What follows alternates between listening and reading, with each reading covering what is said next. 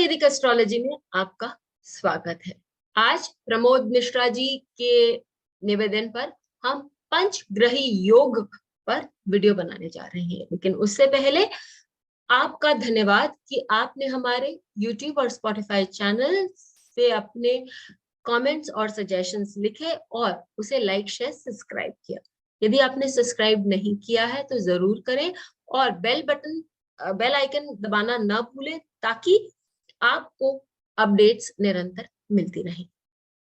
अब हम पंचग्रही योग के बारे में बात करते हैं। यहाँ पर हम 4 ग्रहों का भी योग देखेंगे। ये हम देखेंगे कि जब एक ही भाव में बहुत सारे ग्रह बैठ जाते हैं तो क्या होता है कि वहां पर ग्रहों का कंसंट्रेशन हो जाता है, एकाग्रता हो जाती है। अब जो ग्रह पूरे चार्ट में बटे होने चाहिए वो ग्रह जाके एक ही जगह बैठ जाते हैं, तो चार्ट में कहीं ना कहीं इम्बैलेंस आ ही जाता है।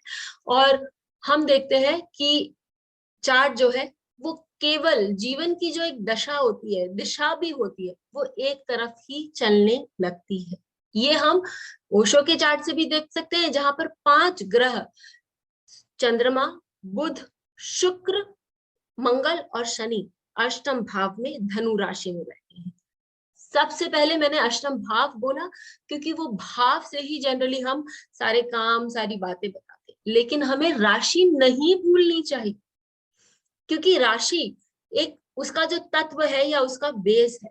यहाँ यदि ओशो के चार्ट में हम देखें तो वहां जो बेस है वो धनु राशि है।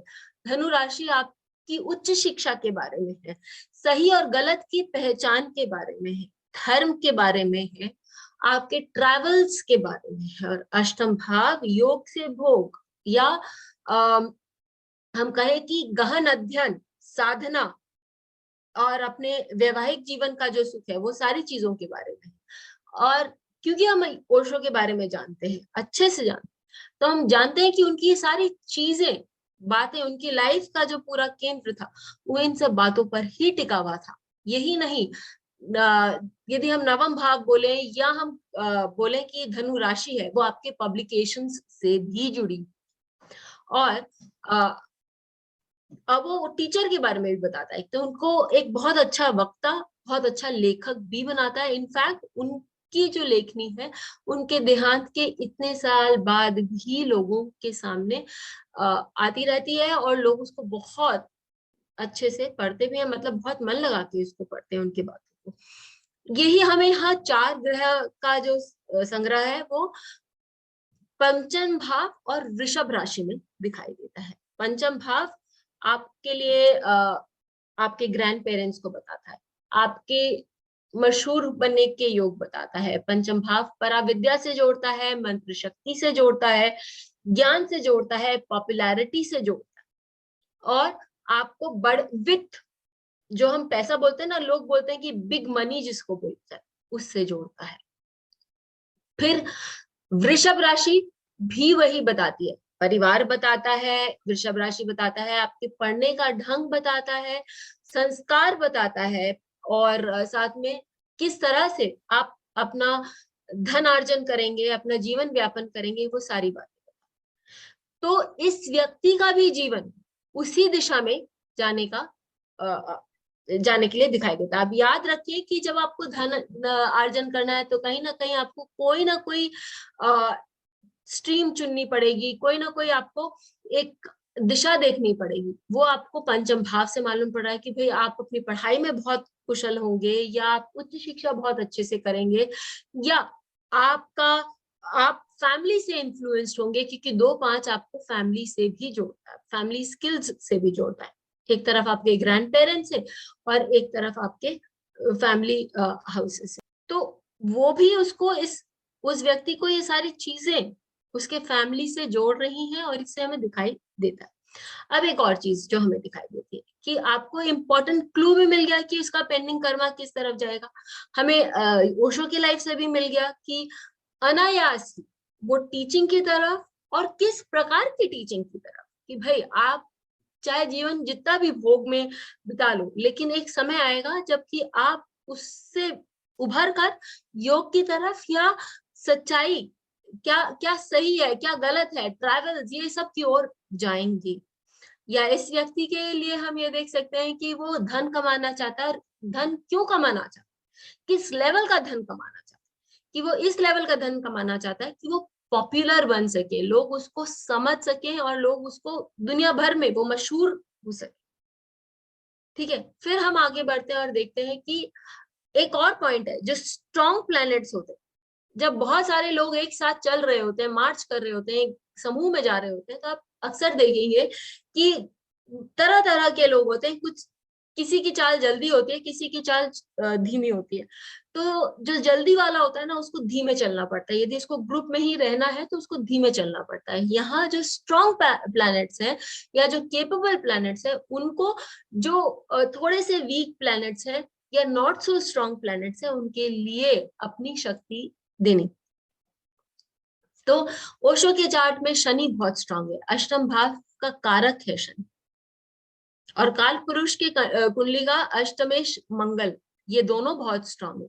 लेकिन क्योंकि यहाँ बुध, चंद्रमा और शुक्र भी बैठे हैं, तो इनको अपनी जो पावर है वो इन तीनों को देनी पड़ती है। इसी प्रकार पंचम भाव का कारक चंद्रमा, पंचम भाव काल पुरुष कुंडली का पंचमेश बुध, सॉरी सूर्य, यदि पंचम भाव में विराजमान है तो ये स्ट्रॉन्ग प्लैनेट्स।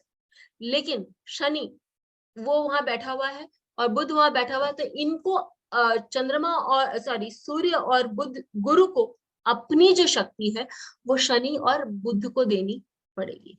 इसी के लिए आप देखेंगे कि जो मैंने उनके चार्ट से देखा कि भैया सूर्य का जो पीरियड था उनके लाइफ में, दशा थी, वो इतनी स्ट्रांग नहीं गुजरी जितना कि सूर्य पंचम भाव में बैठ के उनको जो नेम फेम शोहरत या जितनी बुद्धि अकल उनको देनी चाहिए थी वो उसने नहीं दी।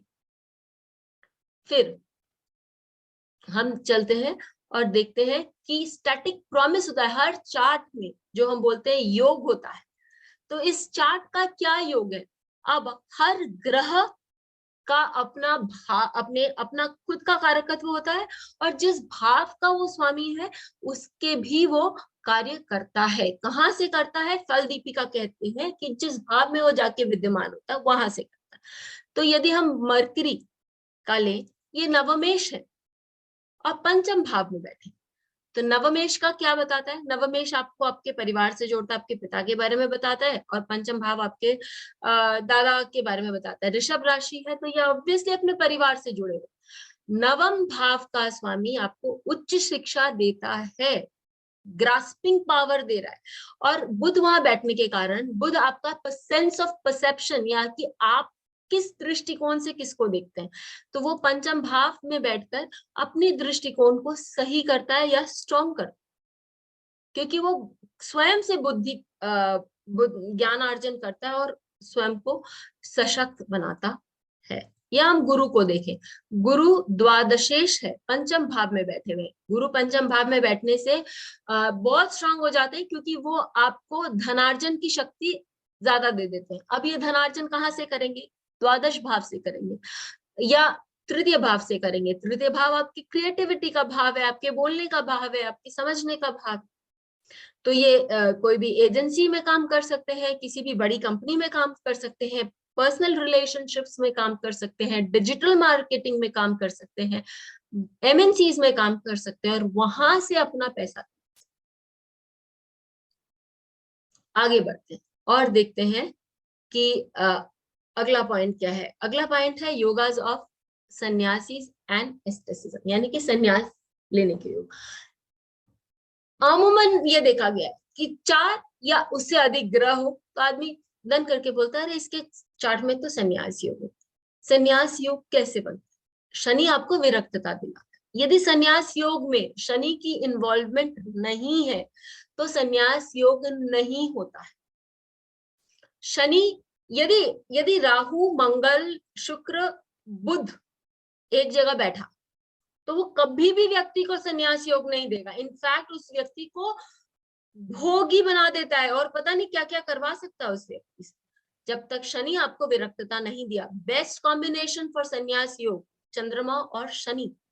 आपको आपकी बुद्धि से योग करवाता है, या आपको आपके मन की इच्छाओं को पूर्ण होने के बाद आपको लगता है कि नहीं, ऑल दिस इज वेस्ट, तो फिर वहां जाकर आप में एक विरक्तता जागती है और आप लास्ट में संन्यास की तरफ आगे बढ़ते हैं, जो कि आप ओशो के चार्ट में देख सकते हैं।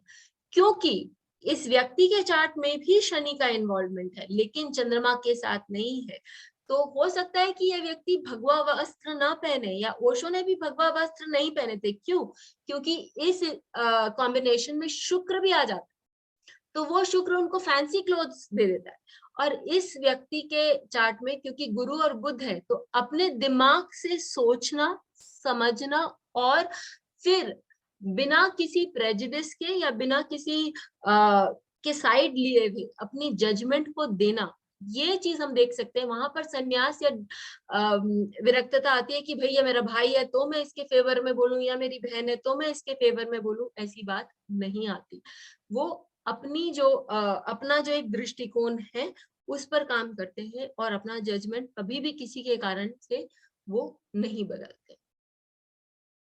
फिर हम देख सकते हैं कि हाउस एक्टिविटीज, और लास्ट में हम दशा दशा देखेंगे। हाउस एक्टिविटीज हम किस प्रकार से बोले, यदि हम देखेंगे, देखिए हाउस एक्टिविटीज में ये बहुत इंपॉर्टेंट है कि कौन से प्लैनेट्स इन्वॉल्व है इस योग में। क्योंकि यदि शनि इन्वॉल्व है, तो शनि की जो दृष्टि है 3 और 10 की जो एक्स्ट्रा दृष्टि है उससे, और वो जिन भावों के स्वामी है वो इन्फ्लुएंस्ड हो जाते हैं।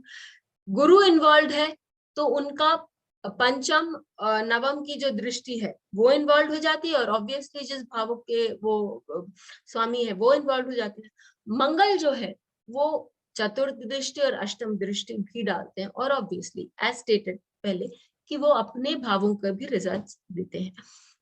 जब ये 3 प्लैनेट या इन तीनों से भी से 2 प्लैनेट इन्वॉल्व होते हैं, तो प्राय हम देखते हैं कि पूरा चार्ट ये एक भाव कंट्रोल करने में सक्षम है, और अपने कारकत्व और अपने भाव के रिजल्ट्स को कहा। इसी के लिए मैंने जो शुरू में पॉइंट बोला कि भाई ये डिसबैलेंस क्रिएट करता है ये भाव। आप बिना अनायास ही उस लाइफस्टाइल की ओर खींचे जाते हैं, वहां आपका पेंडिंग कर्मा बहुत स्ट्रांगली बताता है। इनफैक्ट ताजिक में एक योग है कि जो स्लो मूविंग प्लैनेट है यदि वो पीछे है और फास्ट मूविंग प्लैनेट फास्ट है, तो शायद वो बहुत सारी चीजें कंप्लीट ना कर पाए जीवन में। वो भी हम यूज कर सकते हैं, लेकिन दशा कौन सी आती है, अंतरदशा कौन सी आती है, वो सब भी देखना जरूरी है। तो जो लास्ट पॉइंट है कि दशा अंतरदशा, लघु पराशरी के अनुसार जो दशा होती है व्यक्ति की, यदि उसमें अंतरदशा का लॉर्ड के साथ उसका कोई परस्पर संबंध बनता है, तो अंतरदशा का जो लॉर्ड है वो अपने अपनी दशा में, अपनी अंतरदशा में दशानाथ और अपने स्वयं के भावों के फल जिस स्थान पे बैठा है वहां बैठ के अच्छी तरह से, यहाँ जब 4, 5, 6 प्लैनेट्स एक भाव में बैठे हैं तो ऑब्वियसली दे आर कनेक्टेड, और दशा अंतरदशा में वो एक दूसरे के रिजल्ट्स देने में सक्षम है। इसके लिए आपका चार्ट अत्यंत एक्टिविटी दिखाता है। ऐसे व्यक्ति जो है, यदि, लेकिन एक बात हमको ध्यान रखना पड़ेगा कि ये जो चार्ट है वो पोटेंशियल है। आपके पास बहुत सारे चार्ट्स ऐसे भी मिल जाएंगे जहां पर 4, 5 ग्रह एक भाव में बैठे हैं और वो व्यक्ति बहुत ज्यादा कर्मठ नहीं है, क्योंकि वो चार्ट एक पोटेंशियल है। यदि सही दशा सही समय पर आती है तो व्यक्ति काम कर सकता है, या उसको कोई एक एक्सटर्नल फोर्स पुश कर सकता है कि भाई तू काम कर ले। ठीक है, यहाँ पर ये हो सकता है कि इस व्यक्ति के ग्रैंड पेरेंट्स, जिसका मैंने चार्ट दिखाया कि इसके ग्रैंड पेरेंट्स कर ले। रजनीश, उनके चार्ट में ये हो सकता है कि उनका स्वयं का अध्ययन, उनकी अंतरात्मा बोले कि आप ये काम करें, तो वो अगेन वापस दिखाई देगा कि वो कौन से भाव में एक्टिव है। लेकिन सही समय आना बहुत जरूरी है इसके लिए। और सेकेंड पॉइंट मैं आप लोगों को बोलूंगी कि यदि व्यक्ति के जीवन में ऐसे लोग आ जाएं जो उसको उस पथ पे नहीं चलने दें, वहां पर उसके पथ पे रोड़े अटकाएं, या उसको उससे अलग करें, उसको बोलें कि नहीं तुम कुछ और चूज करो, तो वो केवल एक प्रॉमिस बन के रह जाता है, वो व्यक्ति आगे नहीं बढ़ सकता है। ओशो के साथ पता नहीं और कितने बच्चे जन्मे होंगे, लेकिन सब ओशो नहीं बने। उनके मन में ये इच्छा होगी, लेकिन उनकी परिस्थिति, काल, देश काल पात्र, उनकी परिस्थिति, उनका समय, उनका जो परिवेश या उनके जीवन में जो व्यक्ति हो सकता है, उनके कारण वो इस ऊंचाई पर नहीं पहुंच पाए हों। तो इन सब बातों को यदि हम ध्यान में रखें, तो हमें इस निष्कर्ष पे कि वो व्यक्ति क्या करेगा, कैसे करेगा, कहाँ जा रहा है और जीवन में उसकी दशाएं कैसी जाएगी, बहुत अच्छे से समझ आ सकती है। जरूर लिखकर बताएं कि आपको ये वीडियो कैसा लगा। आपके पास जो चार्ट्स हैं उन पर लगाएं और देखें कि ये किस तरह से काम कर सकता है, और यदि आप किसी की मदद कर सकते हैं तो किस प्रकार। फिर मिलेंगे। बेल आइकन को दबाएं ताकि आपको वीडियोस की अपडेट मिलती रहे। हमारे वीडियोस को लाइक करें, शेयर करें, उन पर कमेंट करें और हमारे चैनल को सब्सक्राइब करें। Love you.